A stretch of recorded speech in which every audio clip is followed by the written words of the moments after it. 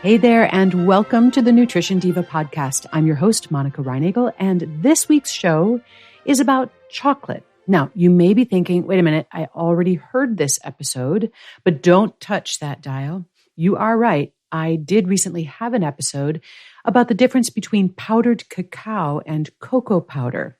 But the day after that episode was released, Consumer Reports published their findings that many popular brands of dark chocolate contained concerning amounts of lead and cadmium. And my inbox filled up with emails from listeners asking how to evaluate or avoid this threat. So today I have part 2 of my unplanned series on the benefits and risks of chocolate. Specifically, how worried should you be about overexposure to heavy metals from your favorite chocolate bar?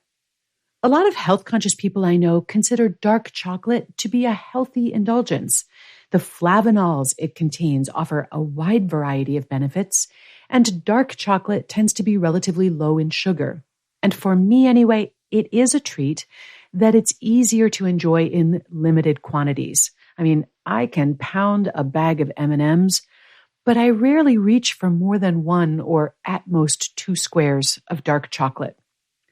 But now what about these warnings about lead and cadmium? Is even a single ounce of dark chocolate too much to have on a daily basis? Well, the first thing you need to know is that virtually all chocolate contains some amount of lead and or cadmium. Cadmium is absorbed from the soil by the cacao trees, and it makes its way into the cacao beans themselves. And then the harvested beans are exposed to lead in the air and the soil, mostly during the drying and the fermenting process. But chocolate is not the only food that contains heavy metals. Fruits, vegetables, juices, sea vegetables, nutritional supplements, and protein powders have all been found to contain lead or cadmium. And indeed, there's no way to completely avoid exposure to these elements. They're in the air, the water, the soil, where our food is grown. That said, high exposure to these heavy metals can be harmful to our health. Lead is toxic to the brain and the nervous system, and it can cause neurological damage and learning disabilities, especially with early childhood exposure. Cadmium is harmful to bones and kidneys, and it can be carcinogenic if it's inhaled. Our bodies can't break down and eliminate these compounds the way they can with other toxins, with higher lifetime exposures linked to higher health risks. Accordingly, the EPA, the Environmental Protection Agency, has standards for what it considers to be tolerable levels of these heavy metals in the air, the water, the soil, and food. Now, the state of California has gone one step further by establishing maximum allowable dose limits, or MADLs, for ingestion of these metals, which brings us to the recent Consumer Reports investigation. They tested a couple of dozen popular brands of dark chocolate to see how much lead and cadmium you would ingest if you ate a single ounce. Why were they only testing dark chocolate? Because milk chocolate has a much lower cacao percentage, and therefore it represents a much lower risk of heavy metal exposure. And you know what? This is good news, because kids who are at higher risk from exposure due to their smaller body size and the fact that their neurological systems are developing rapidly, well, they don't tend to eat a whole lot of dark chocolate. And why were they only testing a single ounce? After all, these bars are usually 3 or 4 ounces. But in my experience, people do tend to consume dark chocolate in smaller quantities. An ounce of dark chocolate a day is usually what health experts recommend as a way to get the benefits of those cocoa flavanols. So what did they find?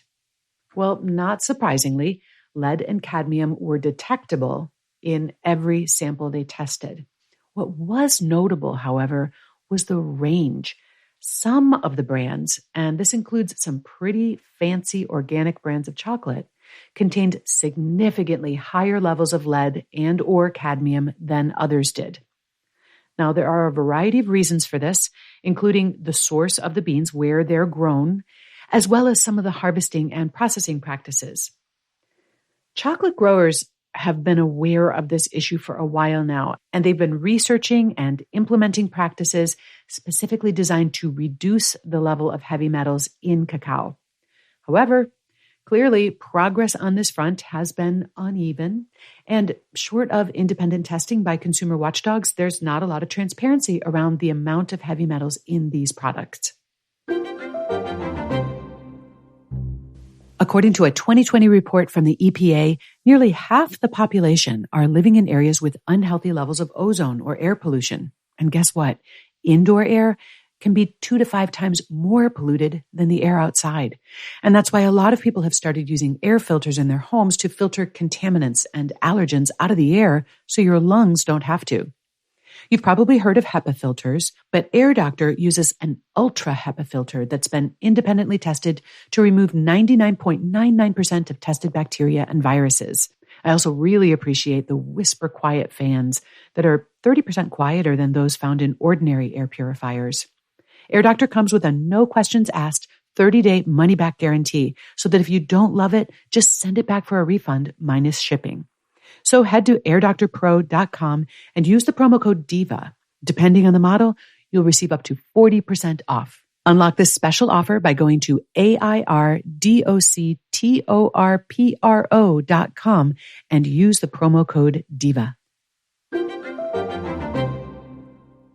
Now, only a handful of the brands that they tested contained less than the MADL for both lead and cadmium. And 2 of these brands you're probably familiar with, Ghirardelli and Valrhona. 2 others, Mast and Taza, were unfamiliar to me anyway. Now, all of the rest, including dark chocolate from Dove, Lindt, EcoAlter, Scharfenberger, Godiva, Chocolove, and I know a lot of you took this one pretty hard, Trader Joe's, all of them had levels of cadmium, lead, or both that were above the MADL. So for those of you who have been enjoying a square of dark chocolate every evening, this may sound pretty dire, but I want to try to put this in perspective for you. The MADLs that Consumer Reports chose as their standard are extremely conservative. They're intended to protect the most vulnerable individuals and to provide an even wider margin of safety than the already very wide margin of safety that's built in to the FDA's recommendations for these levels. So the MADLs are many times lower than the safe levels established by the FDA, even for small children. So here's a quote from an official statement from the National Confectioners Association. The California guidelines cited in the Consumer Reports study are not food safety standards. The products cited in this study are in compliance with strict quality and safety requirements, and the levels provided to us by Consumer Reports testing are well under the limits established by our settlement. Now, the settlement that they're referring to in that quote is one that they, the National Confectioners Association, arrived at a few years back with the California nonprofit organization As You Sow, as in you reap what you sow, As You Sow. And their mission is to promote environmental and social corporate responsibility.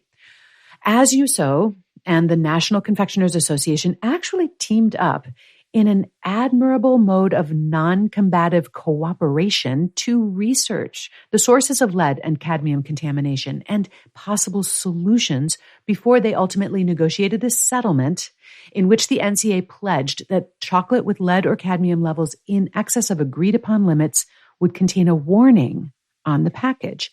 And none of the chocolate bars tested by Consumer Reports reached that threshold. Okay, but now you might be wondering about cocoa powder that you might use to make brownies or hot chocolate, or one of the savory applications that I suggested in my recent episode on powdered cacao. Although cocoa powder was not addressed in this most recent analysis by Consumer Reports, it has been the subject of previous testing by another consumer watchdog organization, Consumer Labs. And unfortunately, the same concerns apply. As with chocolate, tests of cocoa powder revealed a wide range of levels across the various brands. And as with the chocolate bars, Trader Joe's cocoa powder was among the highest in cadmium, while Ghirardelli was among the safest. So, what should you do in response to this information? That's going to depend on both your risk tolerance and your situation. So I've got a couple of chocolate bars in my cupboard right now that ended up on Consumer Reports' naughty list, and I'm not going to throw them away. But I'm also not an everyday consumer. If you are, next time you're restocking, you might want to seek out the brands that are lower in heavy metals. If you're pregnant or you're planning to become pregnant, you might, out of an abundance of caution, choose to limit your consumption of dark chocolate and cocoa to maybe 1 or 2 servings per week. And you might also want to choose one of those brands that were found to be lowest in heavy metals. I'd probably also limit the amount of dark chocolate that your young children are eating because the stakes are highest for them. Fortunately, this will probably not be too hard as kids tend not to like dark chocolate that much. Hot cocoa and other chocolatey treats made with cocoa powder probably shouldn't be a daily treat, but maybe a weekly one at most. And finally, keep your eye out for future developments. The industry is really working hard to address this issue, and they're making progress. And I would expect that levels of heavy metals in dark chocolate and cocoa will continue to decline across the board as they implement more solutions. And I'm sure those brands who got some unwanted publicity out of this recent story are going to be especially eager to improve their standing. This is Monica Reinagel, and I'll be back next week with an episode that I promise will not be about chocolate. And if you have a question you'd like me to tackle, send me an email at nutrition@quickanddirtytips.com or leave me a voicemail at 443-961-6206. I love to hear from you. Nutrition Diva is a Quick and Dirty Tips podcast. It's audio engineered by Nathan Sems with script editing by Adam Cecil. Thanks also to Holly Hutchings, Davina Tomlin, Morgan Christensen, and Cameron Lacey. And most of all, thanks to you for listening.